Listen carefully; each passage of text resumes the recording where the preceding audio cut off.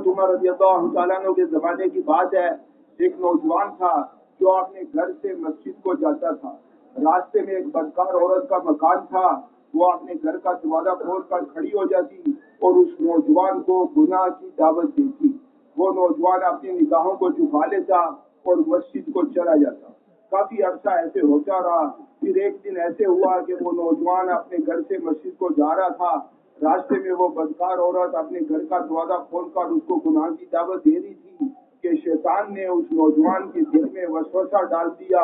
اور اس کے قدم مسجد کے راستے سے ہٹ گئے اور اس عورت کے گھر کی طرف اٹھ گئے۔ ابھی اس نے چند قدم ہی اٹھائے تھے کہ ایک دم اس نے چیخ ماری اور بے ہوش ہو کر گر گیا۔ آنے جانے والوں نے پہچان لیا کہ یہ تو فلانا ہے، اس کو اٹھایا اور اس کے گھر پہنچا دیا۔ کافی دیر کے بعد اس کو ہوش آئی، جب ہوش آئی تو اس کو پوچھا کہ کیا ہوا، اس نے سارا قصہ سنایا کہ ایسے میں مسجد کو جاتا تھا، وہ عورت مجھے گناہ کی دعوت دیتی تھی، میں نگاہوں کو جھکا کر مسجد کی طرف ہو جاتا،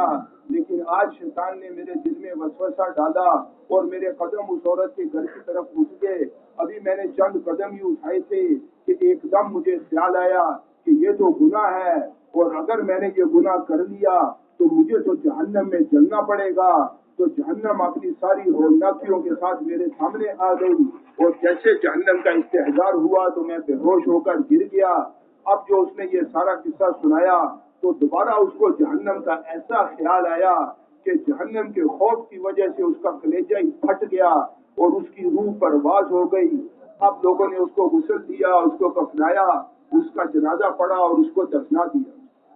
اگلے دن حضرت عمر رضی اللہ تعالیٰ عنہ کو پتہ چلا کہ ایک نوجوان کے ساتھ ایسا قصہ پیش آیا ہے، تو حضرت عمر ناراض ہوئے اور فرمایا کہ مجھے کیوں نہیں بتایا، میں خود اس نوجوان کو غسل دیتا، اس کو کفناتا، اس کا جنازہ پڑھتا اور اس کو قبر میں اتارتا۔